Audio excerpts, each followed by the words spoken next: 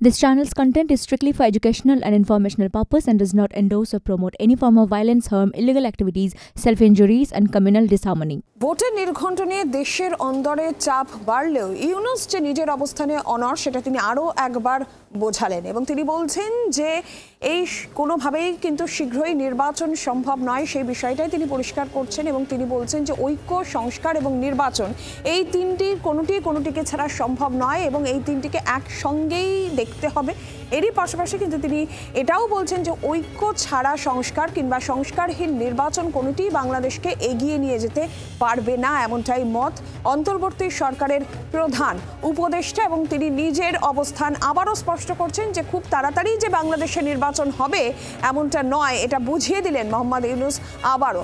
রাজীব চক্রবর্তী আমাদের সঙ্গে টেলিফোন লাইনে রয়েছেন, প্রতিনিধি আরও বিস্তারিত জানাবেন। রাজীব, শীঘ্রই নির্বাচন করা হোক এই দাবি নিয়ে আমরা দেখেছি ইউনূস সরকারের উপর চাপ বাড়ছিল, বিশেষ করে বিএনপির, কিন্তু মোহাম্মদ ইউনূস তিনি আরও একবার পরিষ্কার করলেন যে তিনি এই বিষয় নিয়ে তাড়াহুড়ো করতে চাইছেন না।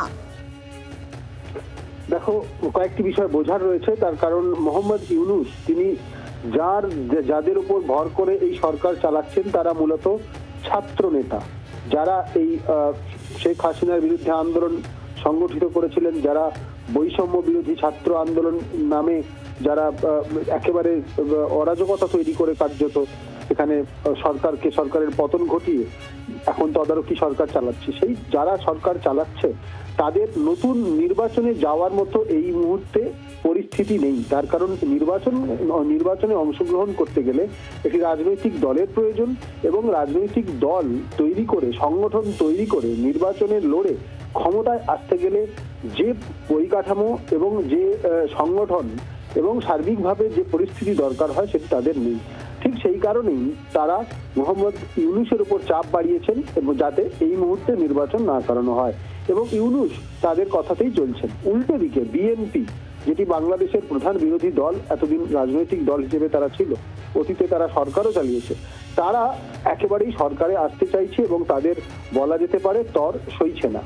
সেই কারণেই তারা দ্রুত নির্বাচন চাইছে। কিন্তু রাজীব, যে মোহাম্মদ ইউনূস যে বলছেন যে সংস্কার নিয়ে ঐক্যমত প্রয়োজন কিংবা এই যে ঐক্য, সংস্কার বা নির্বাচন এই তিনটিকে তিনি বলছেন একে অপরের পরিপূরক, কিন্তু এই ঐক্যমতেই তো আসা যাচ্ছে না, আসা সম্ভব নয়। তার কারণ ঐক্য, সংস্কার, নির্বাচন এই তিনটে তারা পদক্ষেপের কথা বলছেন। প্রথমে ঐক্য, তারপরে সংস্কার, পরবর্তীতে গিয়ে নির্বাচন।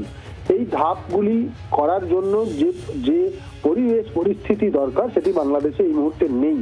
আর সেক্ষেত্রেই মোহাম্মদ ইউনূস তিনি চাইছেন যে যাতে নির্বাচন আরো পিছিয়ে দেওয়া যায়, যাতে তদারকি সরকার তারা ক্ষমতায় থাকতে পারেন। কিন্তু এক্ষেত্রে মূল বাধা হয়ে দাঁড়াচ্ছে বিএনপি, তারা বারংবার নির্বাচনের দাবি জানাচ্ছে এবং এক্ষেত্রে ধরি মাছ নাছুই পানির মতো মধ্যপন্থা অবলম্বন করছে জামাত। তাদের সংগঠন খুব কম, তারা রাজনৈতিকভাবে তাদের যে ক্ষমতা তা খুবই কম, কিন্তু তাদের ধর্মীয়ভাবে বা অন্যান্যভাবে তাদের ক্ষমতা রয়েছে। তাই ভোটের অংশগ্রহণ করলে তারা 5 থেকে 6% এর আগে ভোট পেয়েছে। তাই তারা কোন দিকে যাবে এখনো পর্যন্ত স্পষ্ট নয়। অতএব আড়াআড়ি ভাবে যদি দেখা যায়, একদিকে রাজীব সঙ্গে থাকা আন্তর্জাতিক সম্পর্ক বিশেষজ্ঞ ইমন কল্যাণ লাহিড়ী আমাদের সঙ্গে এই মুহূর্তে টেলিফোন লাইনে রয়েছেন। ইমন কল্যাণ বাবু, মোহাম্মদ ইউনূস শীঘ্রই নির্বাচনের জন্য তার উপর চাপ আসলেও তিনি পরিষ্কার বলছেন যে দ্রুত নির্বাচন এখনই সম্ভব হচ্ছে না এবং তিনি এটাও বলছেন যে ঐক্য, সংস্কার, নির্বাচন কোনোটিকে ছাড়া সম্ভব নয়, সংস্কারের জন্য ঐক্যমতে আসা প্রয়োজন, তাহলেই বাংলাদেশকে এগিয়ে নিয়ে যাওয়া সম্ভব হবে। কিন্তু প্রশ্ন যে এই ঐক্যমত আসাটাই তো বাংলাদেশে একটা অসম্ভব প্রায় পর্যায়ে পৌঁছে যাচ্ছে, আপনি কিভাবে দেখছেন? এটা বারবার বোঝা যাচ্ছে যে ইউনূস এসেছে একটা উদ্দেশ্য নিয়ে। সেই উদ্দেশ্যটা বাংলাদেশের নির্বাচন নয়, সেই উদ্দেশ্যটা হচ্ছে বাংলাদেশের বাইরে গিয়ে এবং বাংলাদেশের যে ক্ষমতা সেটা ধরে রাখা, এর বাইরে অন্য কোনো উদ্দেশ্য তার নেই। হ্যাঁ বলুন। এর বাইরে তার কোনো উদ্দেশ্য আছে বলে আমার মনে হয় না, এবং এটাই হচ্ছে সবচেয়ে বড় ব্যাপার যে বাংলাদেশের যে ক্ষমতাটা তিনি ধরে রাখবেন, জামাতিদের সহযোগিতা করবেন এবং সংখ্যালঘুদের অত্যাচার করবে। এর মধ্যে হিন্দুদের ওপর হয়ে এখন খ্রিস্টানদের ওপর হচ্ছে। তো এই ধরনের ঘটনা যখন ঘটছে, জঙ্গিদের ছেড়ে দেওয়া হচ্ছে, কোনো সভ্য মানসিকতা বা বুদ্ধিতে তো বোঝা যাচ্ছে না যে তিনি নির্বাচন চান। তিনি চান না, তিনি আন্তর্জাতিক কোনো সহযোগিতা নিচ্ছেন না, প্রতিবেশী রাষ্ট্র ভারতবর্ষের সঙ্গে কথা বলছেন না, তিনি একতরফা জঙ্গিদের সমর্থনে এমনকি বিএনপির সঙ্গেও একটা দূরত্ব তৈরি করছে। তো সবটা মিলিয়ে আমার মনে হচ্ছে না তিনি স্বৈরাচারী হয়ে উঠছেন। এই আগামী কিছু দিন কেন, কিছু বছর বাংলাদেশে নির্বাচন হবে কিনা শুনুন। ধন্যবাদ ইমান কল্যাণ বাবু। ইমান কল্যাণ লাহিড়ী আন্তর্জাতিক সম্পর্ক বিশেষজ্ঞ টেলিফোন লাইনে ছিলেন। ধন্যবাদ রাজীব তোমাকেও। আর এবার আপনাদের শোনাবো যে এর আগে দ্রুত নির্বাচন নিয়ে বিএনপির তরফ থেকে ঠিক কি বলা হয়েছিল, শুনুন।